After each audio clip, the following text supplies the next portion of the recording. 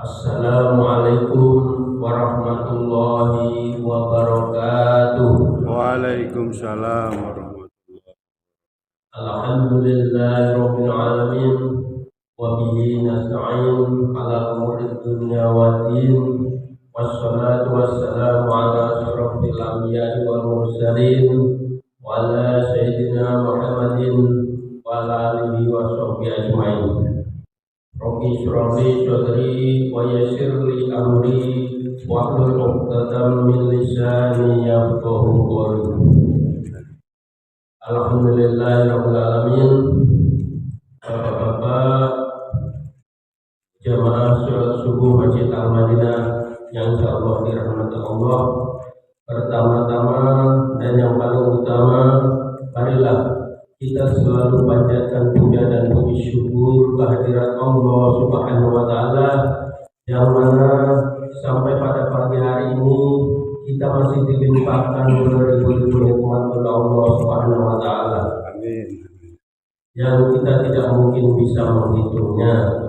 Yang terpenting pada pagi hari ini kita masih dilimpahkan nikmat iman, nikmat Islam, nikmat kesehatan, dan juga nikmat kesempatan, sehingga pada pagi hari ini kita masih bisa bersama-sama melaksanakan sholat subuh berjamaah di Masjid Al-Madinah yang kita cintai ini.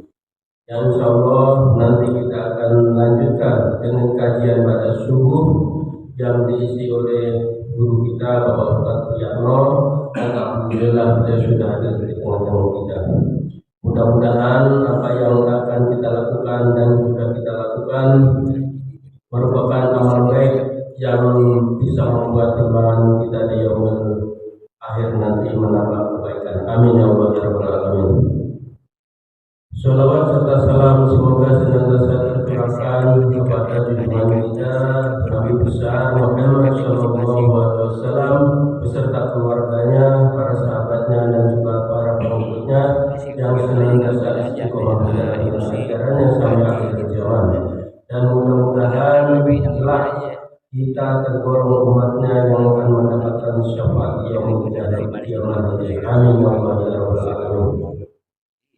Baiklah bapak-bapak jamaah Masjid Al-Madinah yang dirahmati Allah, mari kita mulai kajian pada pagi hari ini dengan membaca basmalah bersama-sama.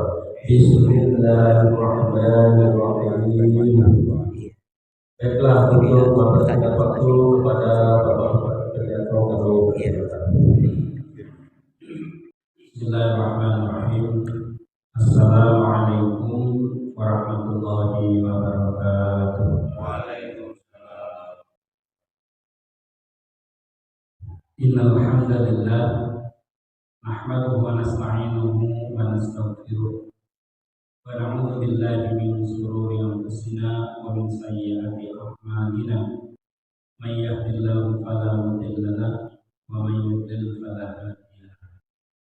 Asyhadu an la ilaha illallah wahdahu la syarika lahu wa asyhadu anna Muhammadan 'abduhu wa rasuluh. Allahumma shalli wa sallim ala sayyidina Muhammadin wa ala alihi wa ashabihi ajma'in, amma ba'd. Puji dan syukur mari kita panjatkan kehadirat Allah Subhanahu wa taala atas limpahan karunia dan nikmatnya. Pada pagi hari ini kita kembali dipertemukan oleh Allah dalam aktivitas yang sangat mulia, sholat subuh berjamaah, dan dilanjutkan dengan kajian agama.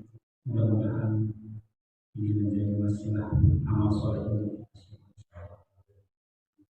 Salawat dan salam tentu tidak lupa kita sampaikan kehadiran Nabi Muhammad Sallallahu Alaihi Wasallam, keluarganya, sahabatnya, dan juga umat yang masuk ke dalam.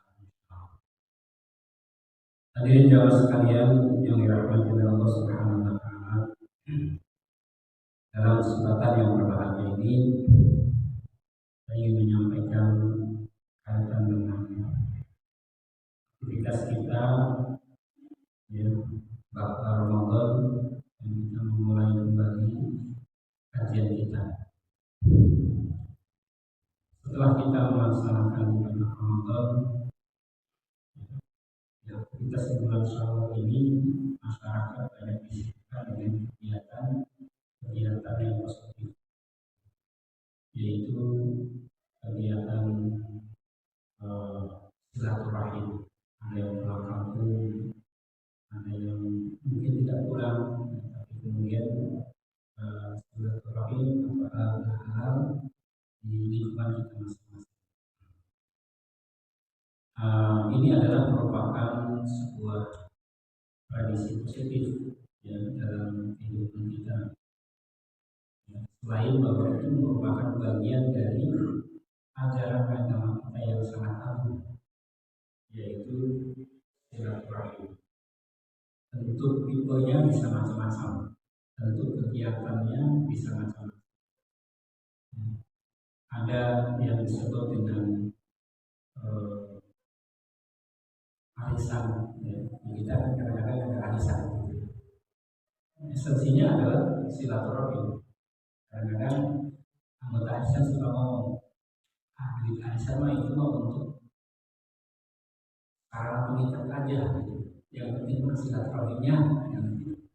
Berarti sebenarnya arisan itu silaturahim esensinya. Atau kemudian ada acara halal dan halal, ada acara reuni, ya. Ada acara temukan dan berbagai bentuk kegiatan masyarakat. Sesungguhnya esensinya atau intinya adalah kegiatannya silaturahim. Nah, tetapi berbagai bentuk kegiatan yang di dalamnya itu sesungguhnya adalah merupakan kegiatan yang sangat mulia, terkadang dikotori dengan aktivitas kegiatan yang tidak baik. Halal bil halal, gitu. Isinya ada kebutuhan, gitu kan? Ada apa namanya? Misalnya istilah, ya. Terjadi apa namanya pembauran laki-laki dan perempuan yang real. Nah, sehingga kegiatan-kegiatan itu mengotori dari tujuan mulia dari nilai silaturahim. Oleh karenanya di dalam Al-Quran surah An-Nisa ayat yang pertama, Allah Subhanahu wa taala menjelaskan, A'udzu billahi minasyaitonir rajim. Bismillahirrahmanirrahim. Ya ayyuhan nasu taqu rabbakum alladzi khalaqakum min nafsin wahidah wa khalaqa minha zawjaha wa bassa minhuma rijalan katsiran wa nisaa wattaqullaha alladzi tasaaluna bihi wal arham innallaha kana 'alaikum raqiba.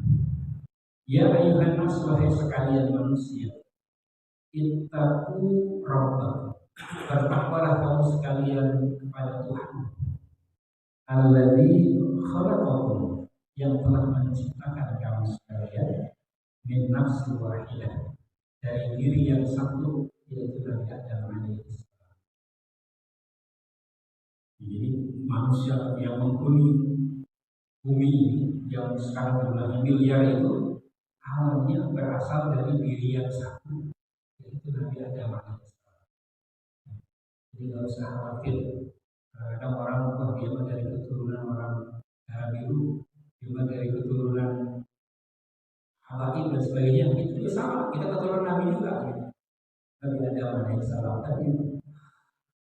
Kemudian wa khalaqa, dan dia menciptakan minha, dari diri yang satu itu, zaujaha, pasangannya, yakni Hawa. Allah menciptakan Nabi Adam dari diri Adam, dan itu juga maksudnya kemudian sebagai apa namanya cikal bakal penciptaan Sayyidah Hawa. Manusia biasanya ditambahin Siti Hawa. Aisyah, namanya Aisyah, di Indonesia ditambahin Siti Aisyah. Nah, jadi setelah Allah menciptakan Nabi Adam, kemudian Allah menciptakan pasangannya dari tulang rusuk Nabi Adam. Wabasa dan memperkembangbiakan minhuma dari keduanya, dari Nabi Adam dan Hawa itu berjalan kasih wanita, laki-laki dan perempuan dalam jumlah yang banyak. Nah, kemudian di ujung ayat ini yang menjadi banyaknya manusia yang sekarang menghuni bermiliar-miliar ini yang tadinya berasal dari dua orang, Nabi Adam dan Sayyidah Hawa. Kemudian Allah memberikan pesan, "Wattaqullaha," dan bertakwalah kamu sekalian kepada Allah, alladzi tasaaluna bihi wal arham. Alladzi yang tasaaluna, kalian saling memberi dan menerima, saling menolong, ya, bihi dengan ketakwaan itu, wal arham, dan sambungkan tali silaturahim. Jadi ayat ini menekankan kepada kita bahwa proses interaksi sosial antara manusia yang satu dengan manusia yang lain, apakah itu muamalah, apakah itu hubungan kemasyarakatan, maupun silaturahim, ya, wal arham itu jamak dari rahim, maka baru akan bernilai ibadah, baru akan sesuai dengan tuntunan syariat apabila dibingkai dengan ketakwaan. Jadi dasarnya itu ketakwaan. Makanya di ayat ini Allah mengatakan wattaqullaha, dan bertakwalah sekalian kepada Allah, alladzi tasaaluna bihi. Ibadahnya itu kalau dalam Al-Qur'an namanya bab sababiyah. Artinya bab yang menjadi penyebab. Jadi apa namanya? Sebab aktivitas itu akan bernilai ibadah ketika disebabkan dilandasi dengan nilai-nilai ketakwaan. Makanya wattaqullaha, dan bertakwalah kamu kepada Allah, alladzi tasaaluna, yang kamu antara satu dengan yang lain saling meminta, saling memberi, saling berinteraksi sosial. Bihi, dengan ketakwaan itu. Wal arham, dan saling menyambungkan tali silaturahim. Jadi silaturahim dengan berbagai bentuk tadi, apakah halal, apakah aman, reuni, apakah arisan, apakah halal, semua itu akan bernilai ibadah ketika bingkainya ada landasan aktivitasnya terdapat. Jadi kalau misalnya halal reuni, temukan tidak dinasi dengan ketakwaan, yang terjadi apa? Bukan ibadah, yang terjadi adalah kemaksiatan. Nah, itu ada penukangan reuni, akhirnya apa? Terjadi CLBK. Itu apa CLBK? Cinta lama belum kelar. Akhirnya nyambung gitu kan. Nah, yang tadinya apa namanya sudah ini, ya kalau misalnya ketemunya juga dengan janda nggak apa-apa, pasti tanya asalkan dengan dibikin dengan ketakwaan tadi. Kalau misalnya bikinnya ketakwaan, ya, yang tadinya misalnya teman sekolah dan sebagainya gitu, sama-sama sudah pasangannya sudah meninggal atau sudah bercerai, kemudian dia bertemu lagi, kemudian dengan wasilah itu kemudian menjadi pernikahan misalnya melalui wasilah itu bagus, nggak apa-apa. Makanya apa? Landasannya adalah ketakwaan. Jadi aktivitas akan bernilai ibadah, ya, apabila dilandasi dengan ketakwaan.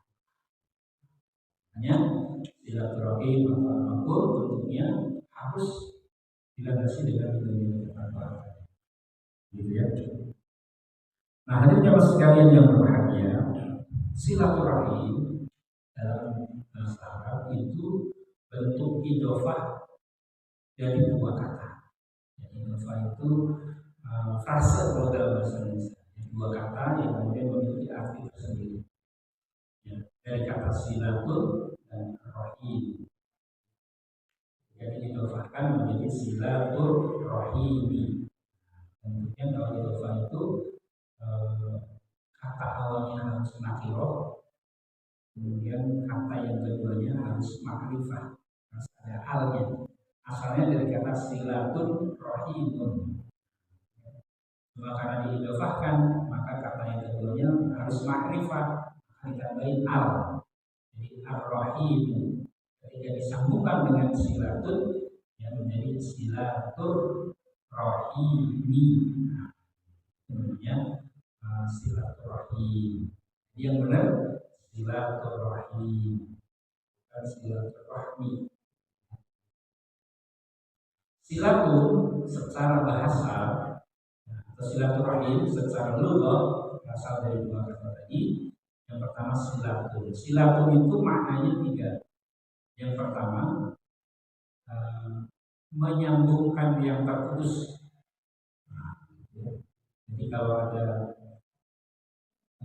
tambang atau benang yang putus, kemudian diikat tali putus, kemudian diikat sehingga nyambung lagi, maka itu disebut dengan silatun. Silatun itu menyambungkan yang terputus. Mana yang kedua, mendekatkan yang jauh. Yang jauh, jadi jauh-jauhan. Kemudian yang ketiga, merekatkan yang jauh. Yang tadinya musuhan jadi jauh kan karena permusuhan. Nah, dengan silaturahim jadi akur kembali, direkat kembali, jadi dekat kembali. Itu namanya silatun. Silatun itu menyambungkan yang terputus, mendekatkan yang jauh, merapatkan yang rendah. Namanya silatun. Kemudian ar-rahimu. Ar-rahimu dari kata rahimun maknanya rahim. Rahim itu perut kandungan ibu. Makna asalnya. Maksud dari rahim perut kandungan ibu di sini apa? Pertama maknanya adalah persaudaraan. Ya. Kenapa maknanya persaudaraan? Karena orang yang lahir dari perut yang sama, maka dia disebut bersaudara. Ya. Seseorang A dan B lahir dari perut ibu yang sama, maka A dan B ini, si A dan si B ini menjadi bersaudara, kakak beradik. Ya. Kakak beradik, kenapa disebut saudara kakak beradik? Karena dia lahir dari perut yang sama, rahim yang sama. Makanya rahim itu, ar-rahim itu maknanya bersaudara. Yang kedua, maknanya kekerabatan atau kekeluargaan. Si fulan nikah dengan si fulan, punya anak 10 misalnya. Dulu kan anaknya banyak. Sekarang anaknya 2 atau dulu banyak anak 10 misalnya. Nah, masing-masing ini punya pasangan, istri, suami. Baru punya cucu. Cucunya punya nikah lagi, punya anak lagi. Berarti kan buyut. Buyut kemudian nikah lagi, turun lagi, apa namanya? Tangga, wareng. Gitu bahasa. Buyut tangga wareng. Nah, berarti dari keturunan yang ada si B ini bulan-bulan ini, sehingga kemudian berkembang menjadi apa? Menjadi jumlah yang besar. Ya. Jadi anak cucu terus sampai ke bawah. Maka orang yang lahir dari keturunan nenek yang sama, nenek moyang yang sama, maka itu disebut dengan kerabat, atau disebut dengan keluarga. Kadang-kadang karena saking banyaknya ditambahin keluarga besar. Nah, itu namanya rahim. Rahim maknanya kekeluargaan. Oh, dia masih saudara, masih kerabat saya. Kenapa? Masih ada jalurnya, kebetulan pokoknya yang sama orang sih pohon, masih satu pohon gitu ya, masih satu pohon keluarga. Itu namanya ar-rahim. Jadi ar-rahim maknanya kekerabatan, kekeluargaan. Kemudian yang ketiga, ar-rahim maknanya kasih sayang. Kenapa disebut kasih sayang? Karena rahim itu perut kandungan ibu, dan ibu itu adalah simbol kasih sayang. Kita jujur saja dalam kehidupan keluarga kita. Ya, orang yang paling sayang kepada anak, ikatan emosi lebih tinggi dengan anak adalah ibu. Karena dia yang melahirkan, Dia yang mengandung, yang melahirkan, membesarkan, menyusui, sehingga ikatan emosional itu sangat erat. Nah, sehingga kemudian kasih sayang ibu itu tak terbatas. Ada istilah pepatah mengatakan kasih sayang ibu sepanjang masa. Artinya apa? Itu simbol bahwa kasih sayang ibu, rahim ibu itu yang menumbuhkan kasih sayang. Nah, oleh karena itu ar-rahim maknanya adalah persaudaraan, kekerabatan, kekeluargaan, kasih sayang. Nah, sehingga ketika silatul dengan ar-rahim digabung menjadi silaturahim, maka maknanya adalah secara epistemologi, secara bahasa, atau secara istilahi, secara syar'i, silaturahim itu maknanya segala upaya yang dilakukan untuk menyambungkan yang terputus, mendekatkan yang jauh, merapatkan yang renggang, sehingga timbul nilai-nilai persaudaraan, nilai-nilai kekerabatan, kekeluargaan, kasih sayang, sehingga tercipta kehidupan yang harmonis. Nah, silaturahmi. Nah, jadi makna dari dua makna kata tadi digabung, sehingga maknanya sekali lagi silaturahim adalah segala upaya yang dilakukan untuk menyambungkan yang terputus, yang tadinya putus sambung kembali, mendekatkan yang jauh, yang tadinya rajin ke masjid kemudian jarang ke masjid. Nah, itu kan berarti ada sesuatu itu, maka mengurus berupaya. Makanya misalnya tadi ada upaya, harus ada upaya. Kalau nggak ada upaya tidak akan tercipta yang tadinya terus nyambung lagi, yang tadinya jauh jadi dekat lagi. Itu harus ada upaya. Nah, upayanya apa? Ya, apa namanya, kita mengunjungi, gitu, dan kita saling menanya. Kalau sakit kita saling jenguk, gitu. Sehingga nilai-nilai kekerabatannya, persaudaraan itu kuat. Bahkan bisa jadi ada yang disebut dengan tabadul hadaya, saling tukeran kado, tukeran hadiah, gitu ya. Nah, kita ketika kita memberikan hadiah itu akan membekas. Atau misalnya saling memberi, itu kan upaya-upaya agar apa? Agar nilai-nilai silaturahmi terbangun. Tidak akan terbangun nilai-nilai silaturahmi ketika tidak ada upaya. Makanya ada upaya yang dilakukan agar persaudaraan itu, agar kasih sayang itu, agar nilai-nilai ukhuwah itu tumbuh. Ini disebut dengan silaturahmi. Kalau jamaah ini ada yang yang sudah mulai jarang hadir, itu harus dikunjungi itu. Nah, ada apa gitu? Kalau sakit ya, tidak perlu ada dana sosial. Di masjid perlu ada dana sosial. Selain kotak amal kan bisa ada kotak amal, bikin kotak amalnya 2 atau 3 bahkan. Maksudnya di masjid ada 3. Ada kotak khusus, itu kotak untuk dana sosial. Ya. Yang kedua ada dana yatim, yang ketiga adalah operasional masjid. Tergantung, silahkan aja jamaah mau isinya yang mana gitu. Kalau mau asal mau anak yatim, tapi dana itu khusus untuk anak yatim. Ada untuk operasional masjid, itu untuk kegiatan-kegiatan masjid, untuk marbot, untuk beli pembersih, untuk transport rusak dan sebagainya. Itu dana operasional masjid. Kemudian ada dana sosial. Nah, dana sosial ini yang digunakan untuk apa? Untuk kalau misalnya ada jamaah yang sakit, gitu kan, ambil dari dana sosial. Ya. Walaupun datengin, kunjungin, jadi bukan hanya kunjungin datang orangnya doang. IKN datang untuk apa? Untuk perhatian, tali kasihnya. Kalau misalnya ada yang jamaah yang memang membutuhkan, ya misalnya tahu nih ada jamaah yang ekonominya lagi kacau, kemudian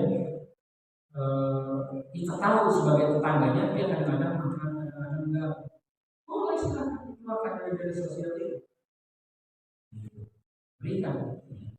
Terus kalau misalnya ada jamaah yang mau berusaha, misalnya, perlu modal misalnya, yang tidak cukup besar tapi untuk bisa menghasilkan apa namanya tambahan, boleh dari situ, dari dana sosial. Kami menyarankan di masjid ada 3 kotak, bikin dalam kotak gede, bikin juga kotaknya satu tapi sekat aja boleh. Di sini terusin, operasional mesin kas gitu kan, yakin lagi. Nah itu sebagai sarana, itu upaya namanya, ya upaya supaya apa?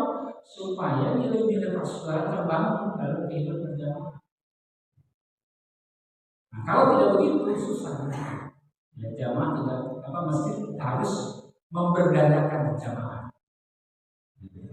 Maka dalam jargon Dewan Masjid Indonesia itu memberdayakan dan diberdayakan.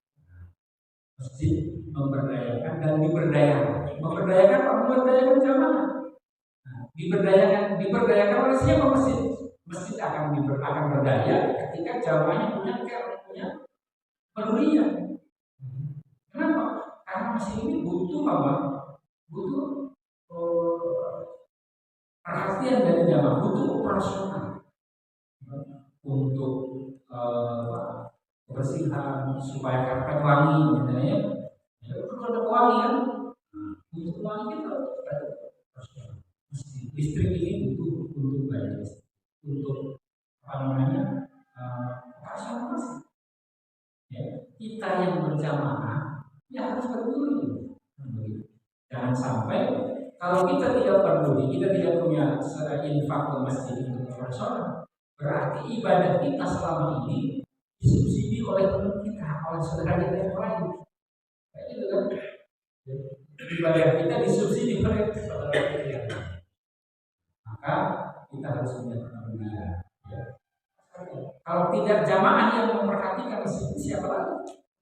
Oleh karena itu, masjidnya harus berdaya dan memberdayakan. Berdaya karena kepedulian jamaah melalui infak sedekahnya, dan memberdayakan siapa? Memberdayakan jamaah. Hadirin jamaah sekalian yang dirahmati Allah Subhanahu. Kembali kepada silaturahim. Jadi silaturahim adalah merupakan nilai ajaran agama yang sangat agung. Oleh karena itu ini harus ditumbuhkan di dalam kehidupan berjamaah. Nah, selain dari bahwa silaturahmi itu juga merupakan bagian dari ajaran agama Islam, silaturahmi itu memiliki banyak keutamaan. Yang pertama, silaturahmi itu menjadi tanda kedalaman iman seseorang. Orang yang memiliki keimanan yang baik, orang yang memiliki keislaman yang baik, dia senang dengan silaturahmi, senang dengan silaturahmi itu sehingga tertumbuh nilai-nilai persaudaraan dan persatuan kan. Jadi orang yang imannya bagus, orang yang imannya baik, itu adalah mereka yang senang dengan kebersamaan, senang dengan persatuan, senang dengan kejamaah. Sebaliknya, kalau ada orang senangnya dengan perpecahan, senangnya dengan ribut, senangnya dengan hal-hal yang tidak nyaman dalam kehidupan bersama, maka itu tandanya imannya lagi bermasalah. Jadi ada orang kalau nggak ribut tuh kayak gak enak. Nah, itu tandanya berarti imannya lagi bermasalah. Karena orang yang imannya baik, dia senang dengan ketenangan, senang dengan persatuan, senang dengan kebersamaan.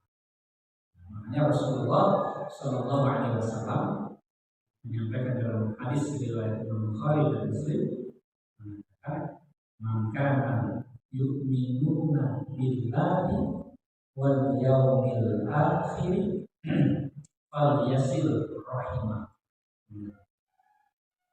Maka yu'minu billahi, barang siapa yang ingin dikatakan beriman, barang siapa yang ingin dikatakan beriman kepada Allah wal yaumil akhir dan kepada hari akhir, fal yasil rahimah, maka hendaklah dia menyambungkan silaturahim. Jadi menyambungkan tali silaturahim itu menjadi ciri tanda bagusnya iman seseorang. Oleh karena itu, mari kita tumbuhkan ini silaturahim, karena itu tanda baiknya iman kita. Kalau iman kita baik, senang dengan kumpul-kumpul, bahasanya gitu. Kalau orang yang jarang mau kumpul-kumpul, jarang mau bersama-sama, itu tandanya imannya masih belum sempurna. Makanya masjid itu bukan jamaah terminal. Apa maksudnya jamaah terminal? Terminal kan banyak kerumunan orang, tapi antara satu dengan yang lain apa? Saling kenal, datang pergi gitu. Maka kritik bagi jamaah ketika sholat ke masjid itu jangan ketika assalamualaikum warahmatullahi wabarakatuh jalan gitu. Kalau orang sholat kemudian setelah sholat selesai zikir sebentar sendiri gitu kan, terus kemudian pulang gitu kan, nggak ada interaksi sosial di sini, nggak ada interaksi sosial.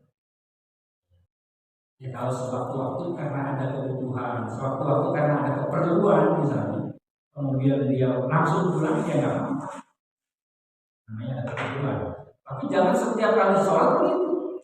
Ya memang sudah bagus sih daripada yang nggak ke masjid, begitu kan? Daripada yang ke masjid, bagus dia sholatnya ke masjid berjamaah. Tapi lebih sempurna lagi ketika sholat berjamaah, zikir bersama, gitu kan? Setelah zikir bersama, kemudian bersamaan, bermusyawarah, itu akan sempurna ibadahnya, gitu kan? Sempurna ibadahnya. Nanti ada keutamaan yang lain dari silaturahmi. Jadi sekali lagi bahwa kebersamaan itu akan terbangun kalau ada interaksi sosial. Sekali lagi bahwa jamaah kita ini jamaah masjid, bukan jamaah terminal. Kalau jamaah terminal dari Jawa datang ke Bogor, setelah itu dia naik bis jurusan Pahom misalnya, kan begitu. Jadi apa? Datang dan pergi. Jadi nggak ada interaksi sosial, nggak ada komunikasi. Ini suasana seperti ini tidak akan terbangun, nilai kebersamaan kurang terbangun misalnya. Nah, tapi kalau misalnya harus sholat gitu kan, ada kajian ataupun tidak ada kajian, misalnya kan ngopi bareng misalnya kan gitu kan, itu yang akan apa? Akan menguatkan nilai-nilai persaudaraan. Senangnya orang mengumpul itu adalah tanda bagusnya iman seseorang. Yang pertama, jadi bahwa silaturahmi itu menjadi tanda bagusnya sempurnanya iman. Yang kedua, silaturahim itu menjadi pengukur dosa di antara saudara yang saling bertemu. Maka dalam hadis riwayat Imam Bukhari juga dijelaskan Rasulullah SAW bersabda, "Ma min muslimain, tidaklah ada dua orang muslim yaltaqiyani, yang bertemu keduanya, fayatasofahani, kemudian bersalaman, saling bertemu, saling menyapa, saling bersalaman, ya, fayatasofahani, illa ghufira lahum, kecuali Allah akan mengampuni keduanya qabla ayaftariqa, sebelum mereka berpisah. Jadi kata Rasulullah, tidaklah ada dua orang muslim yang saling bertemu, saling menyapa, saling bermusafahah, ya, antara dua orang muslim itu, kecuali Allah akan mengampuni dosa kedua yang mukmin yang saling bertemu, yang saling bersama. Qabla ayaftariqa, sebelum mereka berpisah. Jadi ini jadi sarana pengubur dosa. Kita datang dari rumah ke masjid, ketemu kan, ngucapin salam pastinya, assalamualaikum, kan gitu. Minimal kan gitu. Karena ketika mengucapkan salam itu kan saling berdoa. Assalamualaikum. Mudah-mudahan keselamatan untuk Anda. Warahmatullahi wabarakatuh. Dan jadi ketika kita mengucapkan salam itu adalah doa. Kemudian bersalaman fayal tasafahan. Makanya tadi sekali bahwa di masjid ini bukan jangan terminal. Harus ada interaksi sosial. Harus ada komunikasi antara satu dengan yang lain. Jangan sampai kemudian antara satu jamaah dengan jamaah yang lain tidak akur. Gitu kan? Ketika tahu ada yang nggak disenanginya datang, dia saya malas masih itu akhirnya apa? Kalau berjamaah jadi ketika bentrok ketemu bareng karena memang hatinya masih belum nyatu, yang satu sebelah kiri dia sebelah kanan. Kalau dia dapat tiga pindah lagi bisa. Jadi kita karena nggak ada komunikasi, ada dosa. Belum bukan ada satu ketika di bawah di masjid. Kebetulan yang jadi imam itu orang yang nggak disenanginya. Di sini ada sholat berjamaah gitu kan. Dan dia bikin sholat lagi di belakang di luar. Jadi kelompok-kelompok gitu. Jadi kelompok ini ya namanya dari gitu. Ada lagi kelompok. Jadi ada beberapa kelompok, ada dua kelompok. Jadi kalau dia yang jadi imam, kelompok yang lain nggak mau bermakmum, berjamaah lagi di belakang. Kenapa? Karena ini terjadi. Tapi alhamdulillah ini sudah. Tapi ya itu tadi kadang-kadang karena habis sudah rusak agak susah gitu. Tapi alhamdulillah sudah nggak terjadi dua gelombang sholat berjamaah. Tidak parah. Oleh karena itu jangan sampai terjadi. Sekali lagi, ketika kita datang ke masjid, niatkan kita mau sholat berjamaah, niatkan kita untuk silaturahim. Sehingga nanti hal berjamaah yang kita dapat, ya kan? Kemudian pahala silaturahim yang kita dapat. Apalagi ada kajian, ada pahala kalau ilmu, pahalanya numpuk itu, double ya. Ada pahala sholat, ada pahala pergi ke masjid, ada pahala sholat berjamaahnya, ada pahala silaturahimnya, ada pahala kalau ilmunya. Makanya sekali lagi kita ini jemaah masjid, jemaah terminal, harus ada interaksi. Jadi sekali lagi yang kedua, silaturahim itu sebagai sarana apa? Penghibur. Yang ketiga, silaturahim itu sebagaimana yang sering kita dengar hadisnya adalah sebagai sarana untuk dimudahkan rezeki dan dipanjangkan umur. Nah, gitu. Ini kan sering kita dengar. Alhamdulillah ya, kita bisa bertemu bersilaturahim, mudah-mudahan dengan silaturahim ini Allah mudahkan rezeki dan dipanjangkan umur kita. Biasanya ada tidak kayak gitu. Ya, memang itu ada hadisnya. Rasulullah SAW juga dalam riwayat Bukhari dan Muslim. Rasulullah bersabda, "Man ahabba ayyub satallahu fi rizqihi." Barang siapa yang ingin diluaskan rezekinya, ini gampang rezekinya. Wa yus'alahu fi asarihi, dan dipanjangkan umurnya. Fal yasil rahimah, maka hendaklah dia menghubungkan tali silaturahim. Jadi menyambung tali silaturahim itu pertama meluaskan rezeki, memudahkan kita dapat rezeki. Yang kedua, memanjangkan. Ya. Tentang rezeki dengan silaturahim ini sudah terbukti. Ketika kita sekarang nih datang ke masjid silaturahim, yang silaturahim ibadah silaturahim, ikutin kan? Ya. Langsung dibayar kontan sama Allah, dikasih rezeki, kopinya muter, ya, kuenya ada, gitu coba, ya kan? Ini bukti nih. Allah langsung jawab kontan. Orang yang senang silaturahmi ada rezeki. Coba kalau di rumah nggak ada telepon, iya kan? Kalau kita di rumah doang nggak ada apa namanya, bugis, nah, jadi itu tanda bahwa Allah mudahkan rezeki dengan silaturahmi. Nah, kalau yang lebih keren lagi bahasanya dengan silaturahmi itu adalah membangun jaringan sosial. Maka gitu, membangun jejaring sosial. Saya kemarin 2 minggu yang lalu ada kegiatan temu alumni pesantren Ulil Albab, pesantren Ulil Albab di Bogor, di bidang Pak Kiai Fidri. Temu alumni yang dari Bandung, yang dari Garut, yang dari Karawang, yang dari Tangerang, Bekasi, dari Serpong, ada yang dari Sumatera juga ngumpul. Nah, udah lama kan? Pertama, alhamdulillah si Fulan kerjanya di sini, di sini. Jadi saya tukar informasi. Ada yang sudah jadi profesor, ada yang sudah jadi doktor, ada yang sudah punya perusahaan dan sebagainya. Ketemu. Karena kebetulan Ulil Albab itu pesantren mahasiswa. Dulu mahasiswa IPB, mahasiswa analis kimia itu ada sebagiannya yang mondok di pesantren Ulil Albab. Jadi para intelektual muda ya. Ada teman saya yang sudah profesor, ya. S1 IPB, S2 di Indonesia, S3-nya di Amerika. Dulu di Amerika, pindah ke Arab Saudi, sekarang pulang.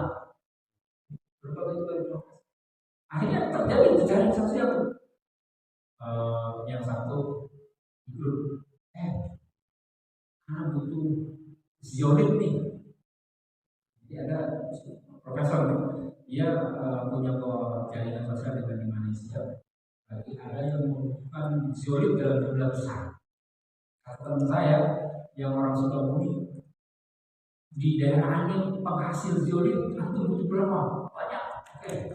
Jadi itu rezeki kan? Ada teman saya jadi pengembang, ya, bangun rumah pasar itu, gitu kan? Nah, saya sampaikan, saya tuh biasa juga bikin kusen, gitu kan? Baik kusen kain maupun aluminium. Ya, ada beberapa kelompok usaha. Kata dia, udah nanti kalau ada bangun kusennya dari aku siap. Itu kan jadi apa? Jejaring sosial, maka sangat tepat Rasulullah mengatakan, siapa yang ingin diluaskan rezekinya, dimudahkan rezekinya. Ya.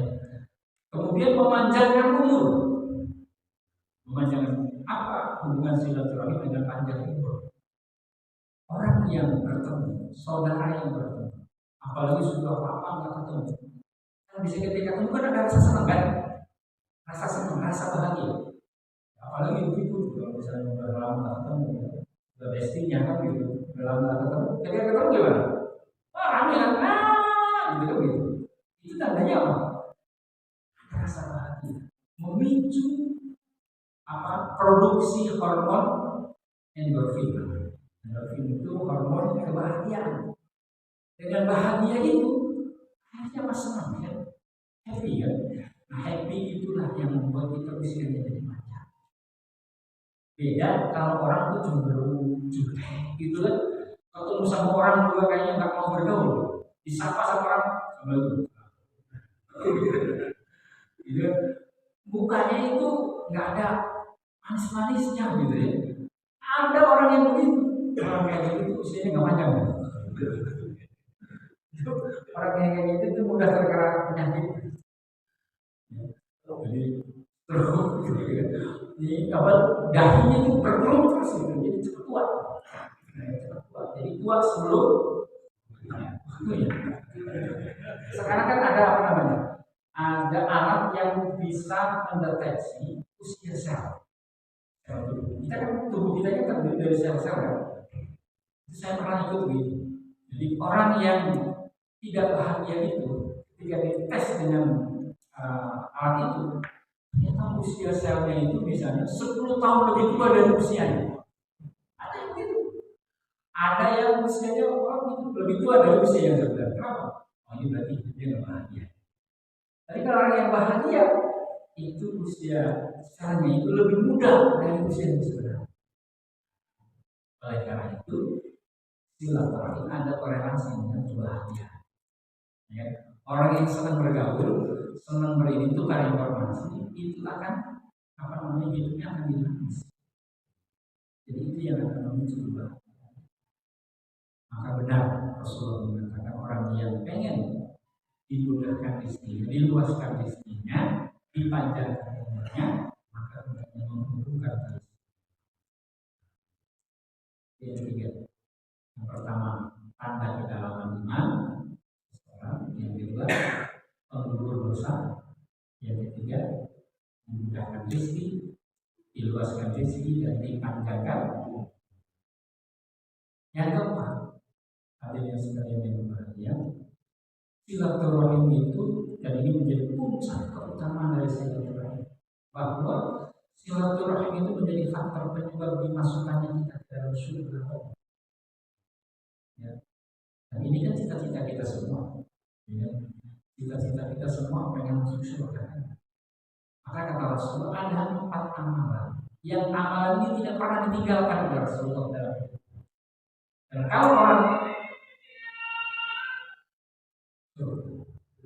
Dan kalau seseorang mengamalkan 4 hal ini, insya Allah Allah akan memudahkan dia masuk surga.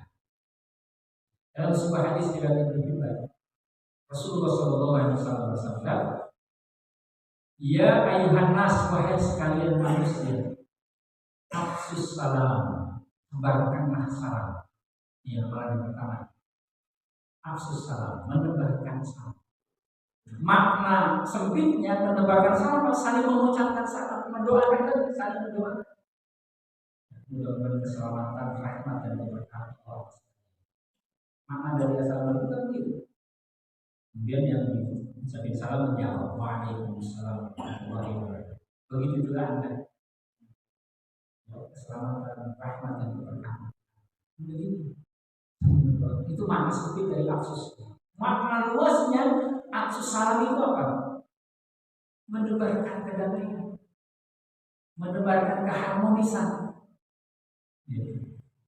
Jadi jangan sampai kita hidup itu menjadi sumber masalah dalam hidup. Rasanya menjadi troublemaker. Nah, orang yang senang kegaduhan itu tandanya orang yang imannya bagus. Nah, menebarkan salam itu orang itu senang kalau misalnya dia membuat orang lain senang, membuat orang lain terselesaikan problemnya. Itu makna dari afsus salam, menebarkan ketenangan, menebarkan kedamaian. Kemudian amalan kedua apa? Wa'at'imut ta'am, memberi makan. Memberi makan ini bagian dari ajaran Islam. Gitu kan? Bahkan kita pernah ada sebuah kisah ya, yang ini patut dicontoh. Di zaman sahabat ada seorang sahabat itu ketika dia sakaratul mautnya, dia mengucapkan 3 hal yang kemudian tidak dimengerti oleh istrinya. Ketika pada saat sakaratul maut dia mengatakan, "Maaf aja, kenapa nggak lebih jauh?" Yang kedua, ajma, kenapa nggak semuanya? Kemudian yang ketiga, ajma, kenapa nggak lebih bagus? Katanya bisa terbalik. Tapi intinya 3 hal itu. Yang pertama, apa? Kenapa nggak lebih jauh? Nah, sehingga ketika Rasulullah takziah, kemudian istri ini menyampaikan Rasulullah, sebelum suami saya meninggal, saya mau 3 hal itu, dan itu saya tidak mengerti apa maksudnya. Kemudian kata Rasulullah, maksudnya kabar oleh Jibril, kata Rasulullah, suami sebelum meninggal, oleh Allah dibukakan tabirnya, diperlihatkan balasan pahala amal soleh. Yang pertama apa? Yang pertama, amalan seseorang ini, dia itu rumahnya jauh dari masjid. Perjalanan untuk menuju masjid bisa sampai 2 jam, 3 jam. Karena waktu itu kan jalan rumahnya jauh, jalannya terjal kan. Jangan lihat Arab Saudi sekarang, Madinah sekarang kan, rata jalan. Kalau dulu kan berbatu, itu perjuangan. Rumahnya jauh. Ketika diperlihatkan pahala orang yang mau datang ke masjid, berjamaah ke masjid, dia nyesel. Maaf, kenapa rumah saya nggak lebih jauh dari ini? Supaya pahalanya lebih banyak gitu. Dan dia termasuk orang yang nggak pernah sholat, nggak pernah telat sholat berjamaah. Kalau rumahnya jauh, kita kan rumahnya dekat. Kalau bisa tadi, berapa langkah dari rumah saya juga sama. Paling 5 langkah ke rumah ke masjid, gitu kan? Sejauh-jauhnya Ustaz satu dari rumah ke sini berapa gitu kan? Kan kecil kan? Jadi ada yang sahabat yang merasa menyesal karena rumahnya nggak jauh gitu, supaya pahalanya lebih banyak lagi. Karena pahala orang datang ke masjid itu kan pahalanya juga setiap langkahnya. Dihitungnya setiap langkah. Langkah kaki kanan diangkat derajatnya oleh Allah Subhanahu di sisi Allah. Langkahnya kaki kiri dihapuskan kesalahan. Bayangkan setiap langkah diperlihatkan pahalanya begitu. Sahabat ini, maaf, kenapa pun saya nggak lebih jauh? Kalau kita pada katanya masuk masjid, gitu kan? Nah, ini jadi yang sama buat kita. Yang kedua, ma'ajmal. Kenapa nggak yang lebih bagus? Kisahnya adalah ketika dia keluar rumah di musim musim dingin. Ada orang tua yang sedang menggigil kedinginan. Dia nggak punya rumah, gitu. Karena orang yang kelakar. Melihat kakek-kakek begitu sedang kedinginan, dia buka bajunya, dia pakai kanvas, sehingga kakek itu merasa orang yang membeli baju layak pakai bagi yang membutuhkan, korban pengungsi, sekarang itu kira-kira begitu ya, itu pahalanya luar biasa, pahalanya luar biasa, diperlihatkan oleh Allah. Dia nyesel, kenapa saya kasih yang jelek, gak yang bagus gitu. Oh itu maksudnya. Yang ketiga apa? Kenapa nggak semuanya? Kenapa? Karena pada saat dia mau ke masjid, sebelum dia pergi ke masjid, dia beli roti. Di toko roti dia beli. Kemudian pas dia berangkat, melihat ada pengemis. Maka roti yang dia beli dipotek dari 2. Kalau pengemis, kalau simpan kita mau nanti kalau di masjid. Akan di masjid. Nah, ketika diperlihatkan pahala memberi makan orang yang membutuhkan apalagi, dia nyesel. Kenapa semuanya yang saya bangun? Pahalanya lebih banyak lagi. Jadi pahala memberi makan orang itu pahalanya luar biasa. Gitu. Sekarang kan ada Jumat Berkah, ya? Ada warung diskon 50% kalau hari Jumat, gitu. Ada yang mau gratiskan misalnya, itu pahalanya luar biasa. Jadi itu amalan Rasulullah selama hidupnya dulu setiap kali mau ke masjid dia beli roti. Kemudian ada seorang pengemis orang Yahudi itu, dia datangin, dia suapin rotinya. Si pengemis ngomong, ada ini orang baik sekali. Mudah-mudahan kalian Anda dapat rezeki yang diganti dengan kebutuhan yang baik. Dia orang Yahudi. Tapi saya titip, jangan sampai Anda dekat dengan Muhammad. Karena Muhammad itu orang yang begini. Orangnya semuanya bisa kecil-kecil. Padahal yang doain itu karena Muhammad dibantu. Dan itu dilakukan bertahun-tahun. Sampai kepada Rasulullah wafat, Abu Bakar As-Siddiq nanya ke Aisyah, wahai Aisyah, amalan apa yang oleh suamimu bagi Rasulullah lakukan? Dan belum saya lakukan. Kata Aisyah, Rasulullah itu kalau mau sholat, dia beli roti di situ. Kemudian datangin pengemis itu disuapin. Itu digantikan oleh Abu Bakar. Abu Bakar beli roti, kemudian disuapin. Si pengemis Yahudi itu udah merasa, udah lama ini, udah beberapa hari nggak ada yang nyuapin. Biasanya ada yang nyuapin, ada yang ngasih roti gitu. Tiba-tiba ada yang nyuapin, gantiin. Nah, pas disuapin, ini bukan orang yang dulu ini, katanya kan begitu. Kalau dulu mah rotinya lembut, gitu kan? Kalau sekarang mah rotinya agak apa ya? Agak kasar. Ya, kalau Rasulullah bisa dibelinya orang pabrik, kira-kira gitu. Kalau ini beli rotinya 2.000 gitu kan. Yang bikin kalau makan langsung serem gitu. Makanya dia ingat betul tuh. Bukan yang biasanya gitu.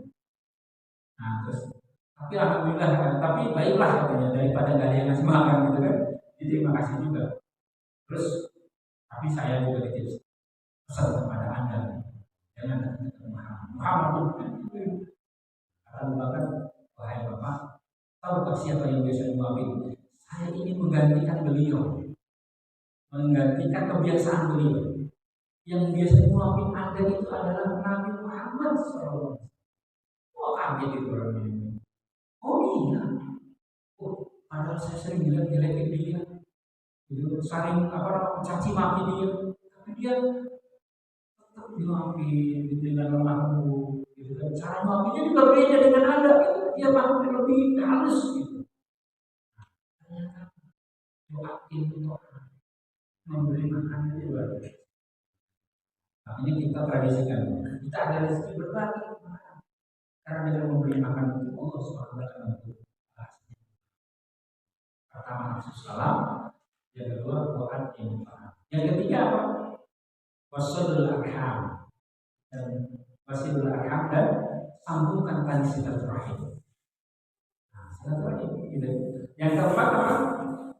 Wasilul lail dan sholat di waktu malam wan nasiyah. Empat amalan harusnya.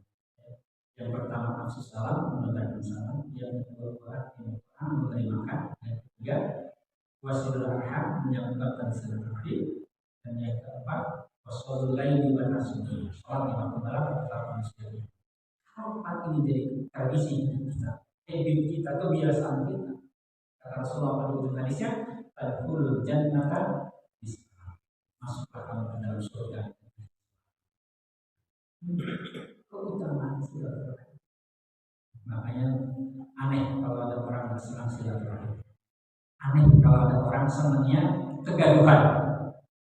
Aneh kalau ada jamaah yang senangnya itu ricuh. Ini tanda iman yang baik. Mudah-mudahan kita bisa menerapkan dengan silaturahim ya dalam kehidupan kita, dalam perjalanan kita, dan Allah memberkati. Terima kasih. Assalamualaikum warahmatullahi wabarakatuh.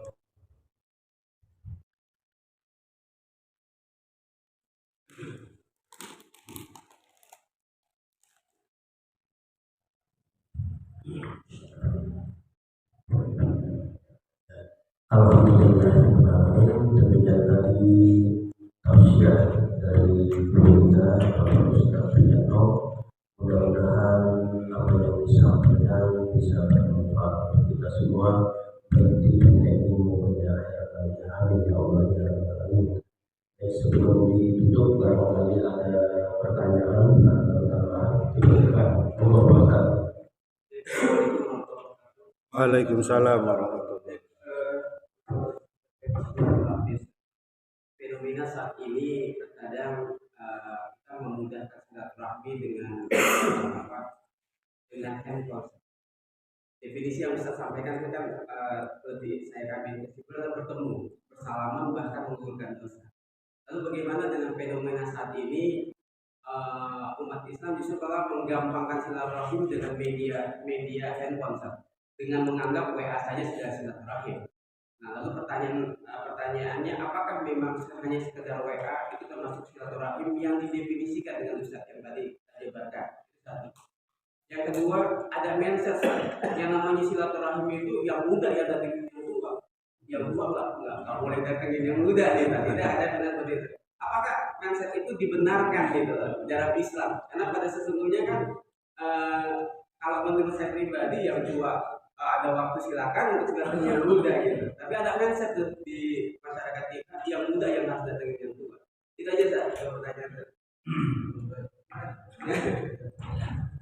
Baik, yang pertama bahwa sempurnanya silaturahim itu saling mengunjungi.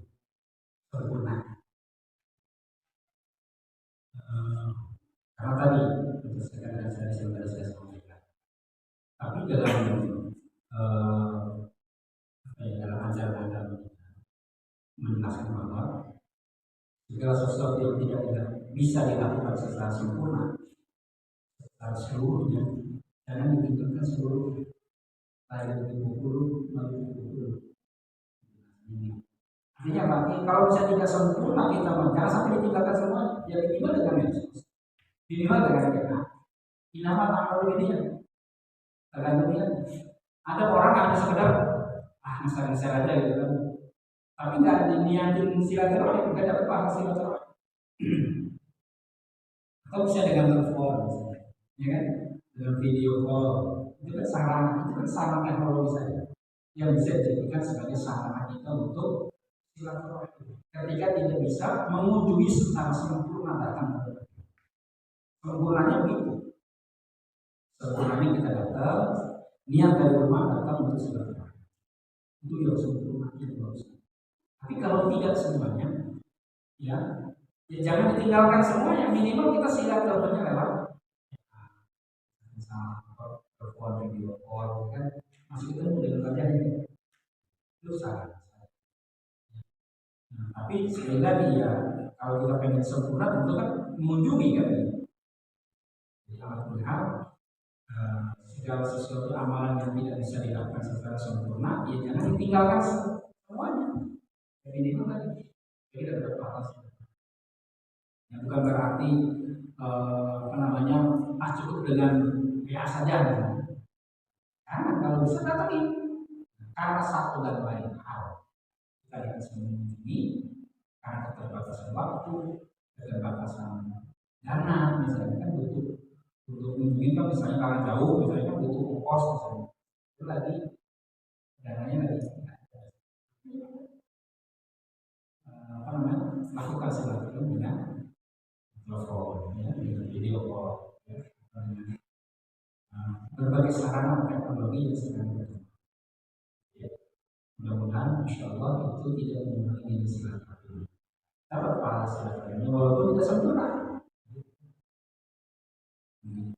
Ibaratnya gini, kalau kita sholat gitu kan, kalau misalnya kita pakai sarung, pakai baju, itu kan sempurnanya begitu. Tapi karena kondisi tertentu misalnya, kita pakai kaos oblong doang sholatnya, ya jangan sampai ditinggalkan. Masa kita tinggalin sholat gara-gara kita harus pakai baju yang ini misalnya. Karena kebetulan kita sedang ada lagi di perjalanan misalnya kan begitu. Maka dalam perjalanan agama kita begitu. Kita sesuatu yang tidak bisa dilakukan secara sempurna, lakukan sesuai dengan apa yang bisa kita lakukan. Karena agama ini tidak untuk menyulitkan. Jangan sampai karena nunggu sempurna akhirnya kita tak melakukan. Itu sudah salah. Agama ini tidak untuk menyulitkan, tapi untuk memudahkan. Kemudian yang kedua, mindset. Ya. Mindset itu yaitu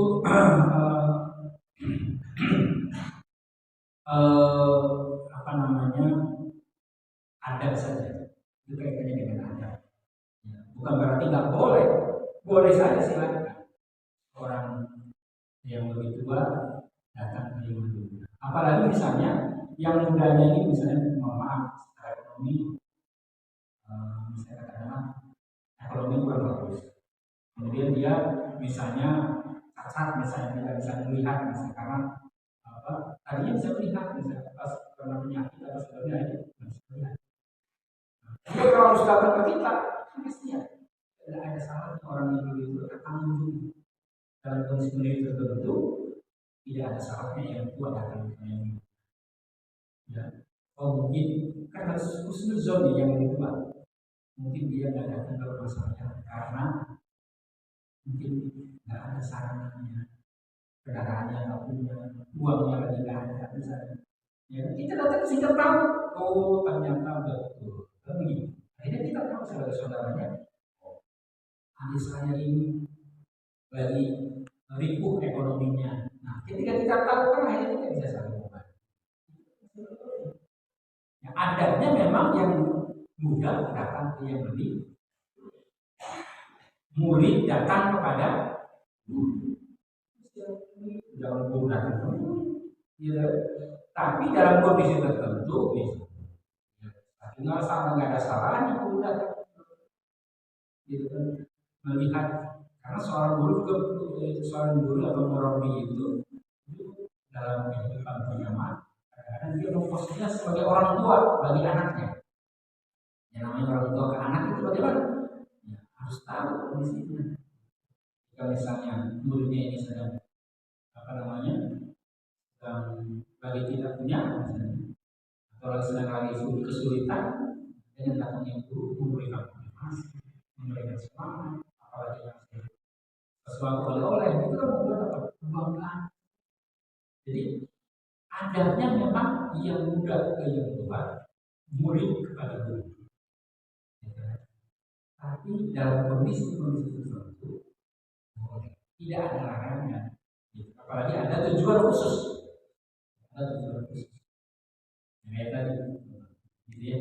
Jadi memang adanya begitu. Tapi dalam kondisi-kondisi tertentu boleh saja yang tua dan yang muda boleh. Ya, Allah.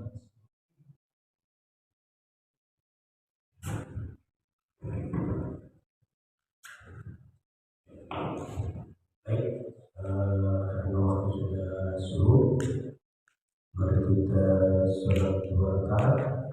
Mudah-mudahan kita mendapatkan pahala haji dan umroh sebagaimana kata Rasul, barang siapa sholat subuh berjamaah lalu ia duduk sambil berzikir kepada Allah sampai terbit matahari, dan kemudian dia melakukan sholat 2 rakaat, maka baginya seperti pahala haji dan umroh sempurna. Baik, demikian mari kita tutup bacaan dengan bacaan hamdalah bersama-sama dan doa tutup majelis. Alhamdulillahirabbil alamin, subhanakallahumma wa bihamdika, asyhadu an la ilaha illa anta, astaghfiruka wa atubu ilaik. Kurang lebihnya saya mohon maaf. Bila itu wassalamualaikum warahmatullahi wabarakatuh. Waalaikumsalam.